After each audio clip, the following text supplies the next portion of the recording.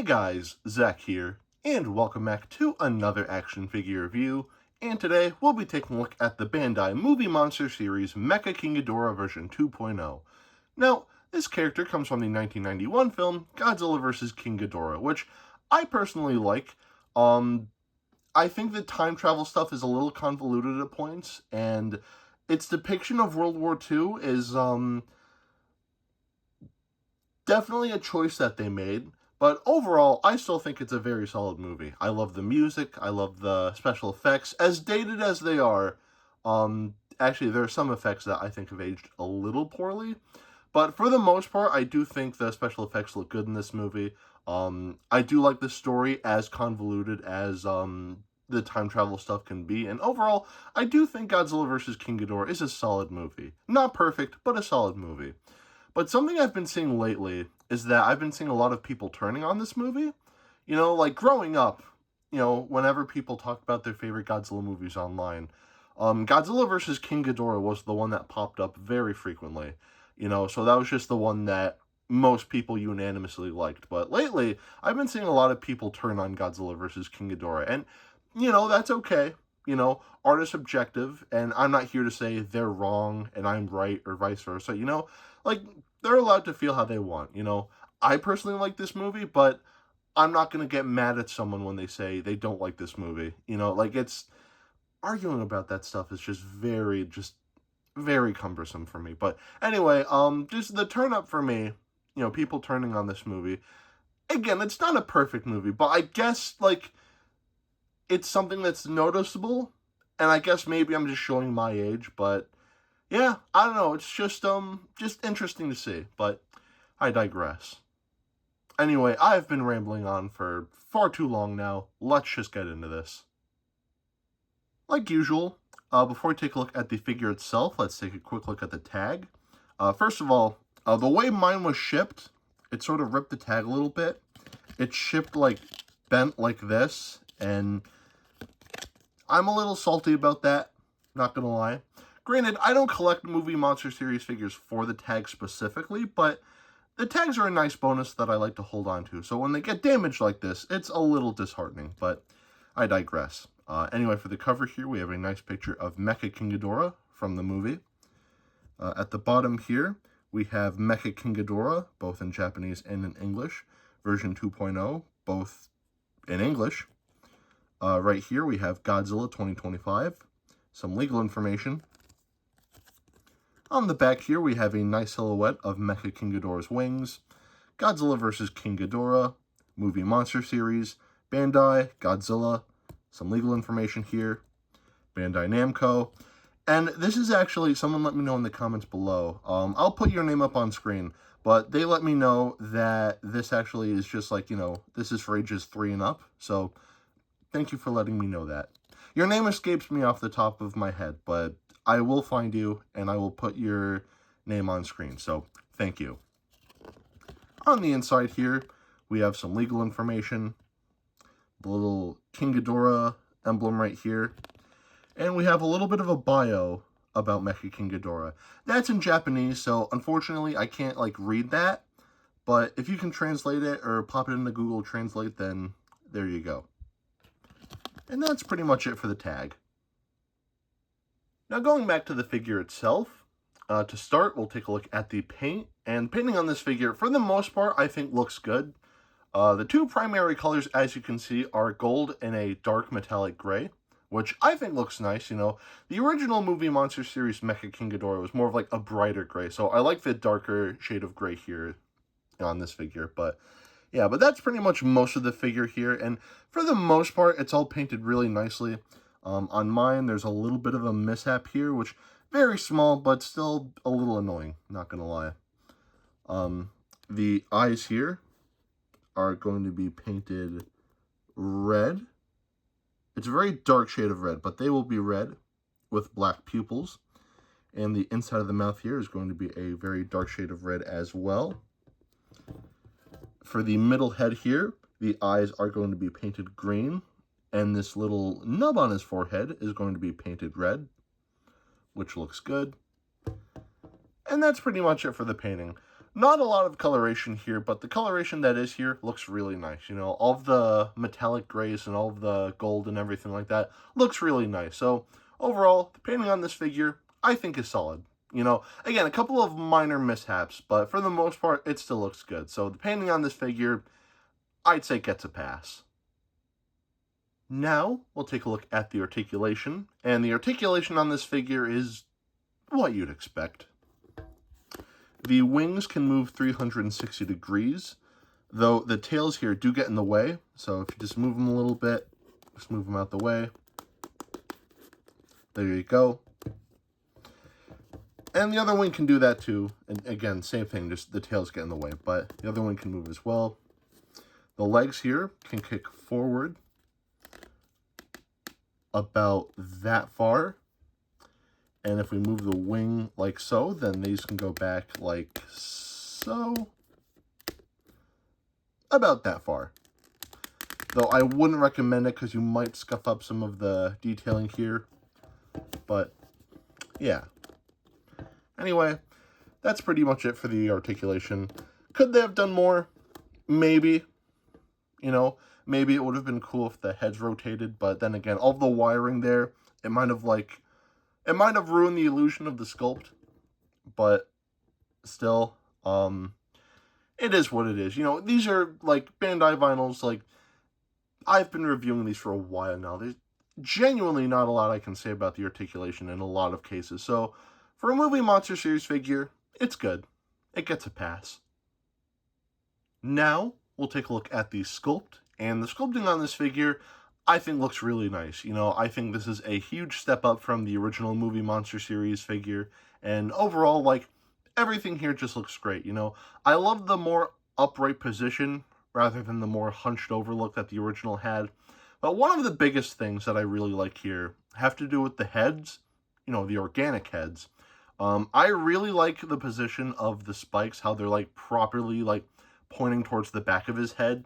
And I really like that, because the original release, you know, they were kind of sticking out to the side and, like, sticking upwards, which admittedly does have, like, a charm to it, but it still looked a little weird, and I wasn't the biggest fan of that look. So, on this figure, you know, the spikes on the back of his head are pointing where they should point, and I gotta say, it looks really nice.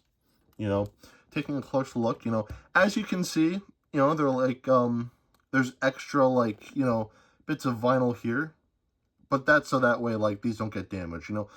Vinyl is a really weird material to work with, like, you know, figures like this, so, like, having little, like, nubs like that, like this, it's really small, so it's, like, whatever, but, like, forming something like the spikes on the back of his head, I'm sure is, like, a little bit cumbersome, so, you know, them, like, adding a little bit of plastic here, like, it's not the end of the world, you know, like, it's still, like, I would gladly accept that if the heads just, like, you know, look right, and this looks right, and I'm really happy with this, you know. The tails here, at the end here, like, they don't look perfect, but again, vinyl, like, you know, thinner parts on vinyl is not really the easiest thing in the world to do, so I can understand why they look like this, and yeah. So, overall, that's pretty much it for the sculpting, and the sculpting on this figure, I think, looks very good. So the sculpting here, I'd say definitely gets a pass. Now, we'll take a look at the detailing, and the detailing on this figure is phenomenal. So let's take a closer look. So taking a look at the heads here, we can see all of the scaling here. Looks really nice. Everything is detailed very nicely. You know, all the creases and all the scales are detailed beautifully. And again, that really nice scaling continues all the way to the, you know, end of the neck here. And the underside just looks really nice. Everything here just looks very crisp, detail-wise. You know, like the spikes on the back of his head and so on. You know, the heads are looking great. The center head is detailed very nicely as well. All of the mechanical bits and all of the panel lining and everything are detailed very nicely. Again, everything is very nicely defined here, and it looks good. The torso, again, all of the wiring and all of, like, the mechanical bits here, again, are just detailed very nicely. Everything here just pops beautifully. Taking a look at the wings. Now, unfortunately, I don't know if this was, like, because of shipping or something else, but mine got a little bit damaged here, and here, which is a little upsetting, I'm not gonna lie. But still, the detailing that hasn't been damaged, like, looks great. You know, very, very eye-catching. And same on this side, you know, just, again, just a lot of really nice detailing here. And I just think it looks very nice, you know. And all of, like, the metallic bits here, again, it's just detailed very nicely. And the back of the wings, again, just a lot of really nice mechanical detailing. All the panels and everything like that. Just looks really nice. Going to the legs here, we can see more scaling, which, again, everything here is detailed very nicely. Everything here looks very crisp. All of the mechanical detailing on the shins here are looking very good. And even the feet have some really nice detailing as well. Going on the tail here, again, just a lot of really nice scaling. And that continues all the way to the tips of the tails here. You know, and again, like, the tails, like, the metallic bits here, they look good. Like, not, like, 100% accurate, because, like, working with something like that in vinyl form is, like, really hard. So, like, them going this route makes a lot of sense. And still, as is, it still looks good. You know, nothing at the underside of the feet, but honestly, do you really care? Like, genuinely, do you really care about that? I mean, there are some people who do, but I digress. Anyway, that's pretty much it for the detailing here. And the detailing on this figure, I think, looks very good. So the detailing on this figure, I'd say, definitely gets a pass. Now, we'll do some size comparisons. To start, here we have the Bandai Movie Monster Series Godzilla 1991, the original release. And I gotta say, the scaling here looks really good. I think in the movie, I think Godzilla was a little bit shorter, but still, like, as is, this still looks really nice, and I'm really happy with how these two look together. But it also just kind of makes me mad, because I just think to myself, why wasn't the Movie Monster Series Destroyer version 2.0 this big? It's very annoying, but I digress. Here we have the original Bandai Movie Monster Series Mecha King Ghidorah, and I get a lot of people really like the sculpt. You know, it does have its charm, but comparing this guy to this, like, it's like night and day. You know, I like the colors more on this guy. I like the size more. I love the overall design. And overall, this is just a much nicer looking figure. This guy isn't bad. Don't get me wrong. Like, I still, like, this figure is still really nice looking, but compared to this guy, like, I'm sorry, it's like night and day. But I digress. But just moving this guy out of the way, because the next thing I want to bring in, it's a little hard to show the size of everything, you know, because, you know, the wings and everything. Here we have a copy of Godzilla Unleashed for the Wii. Now, fun fact about this game, Mecha King Ghidorah is in this game, but Mecha King Ghidorah is based off of the Showa King Ghidorah design rather than the Heisei design that, you know, this guy is based off of. It's really interesting, but I digress. Anyway, of course, here we have some hand sanitizer, and here we have Dr. Billy Grant. So at the end of the day, should you get this figure? Mine has a little bit of a paint mishap on, like, the upper side of the chest, and the wings on mine got a little damaged in shipping, but overall, I still recommend that you pick this figure up. This is a very nice figure, you know. I love the painting here. I love the sculpt. I love the detailing. And overall, this is just a really nice figure. And I definitely recommend that you pick this figure up. You know, this, like, I love the size of this thing. It's like a nice bigger figure. It's nice. It has presence. And overall, it's a really nice figure. And I do recommend that you pick it up. As far as price tags go, now, this is where things get interesting. So, as you know, if you're watching this, I'm going to assume that you are, someone who collects Godzilla figures. You like to import Godzilla figures. I like to import Godzilla figures. I imported this guy. But right now, things are really tough, because of the whole tariff situation. At this point, you know about the tariff situation. I know about the tariff situation. I'm not going to go into detail, but a lot of countries and a lot of people are being impacted by this, you know. It's very exhausting. It's very annoying.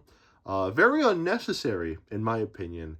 And overall, is just, it's making things tough for a lot of people. And that includes, you know, collectors like us, right? And HobbyLink Japan even stopped posting. They stopped sending to the US for a little bit. You know, they have since, like, no, they're shipping to the US again, but they stopped temporarily because Japan Post has just straight up stopped shipping to the US as well.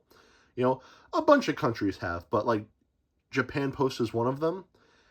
And it's just really hard to import stuff right now. You know, I got this guy from Amazon Japan, and strangely enough, I didn't get any tariff subcharges.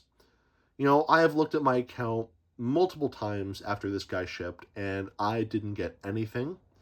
You know, no, like, extra payments or anything like that. Like, in total, like, including shipping, I paid about, like, a little over $60 for this figure, but that's how much I would have paid if I got this figure from HobbyLink Japan.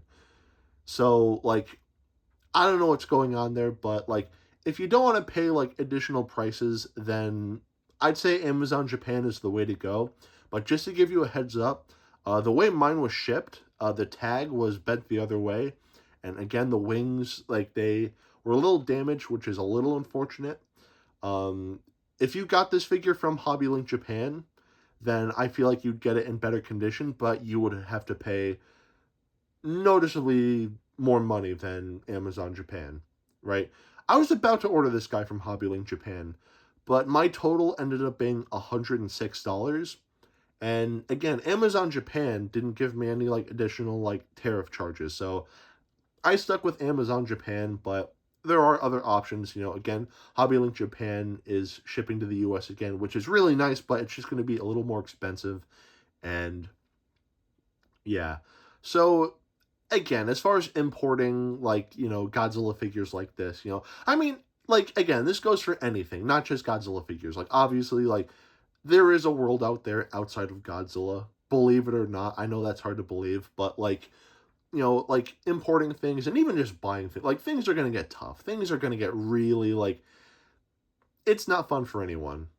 Like, everyone is being impacted by the tariffs, and it's just very exhausting, very unnecessary, and it sucks. It really does suck, but, you know, there's not a whole lot we can do about it. But again, there are still options to, you know, importing stuff from other countries, you know, in this case, Japan, but it's not as easy as it once was, but I digress. So, again, there are multiple options, Amazon Japan and HobbyLink Japan. One is more expensive, but, you know, it should come in better condition. Then there's Amazon Japan, where it's cheaper, but it might get damaged a little bit. So just wanted to put things into perspective there, you know. Again, I went with Amazon Japan. I think I'll stick with HobbyLink Japan going forward, but I digress. I know it's more expensive, but, like, again, I want my figures to be in good condition, but I digress. Anyway, that is it for today. Have a great rest of your week, and I will see you in the next video. Peace, Zack out.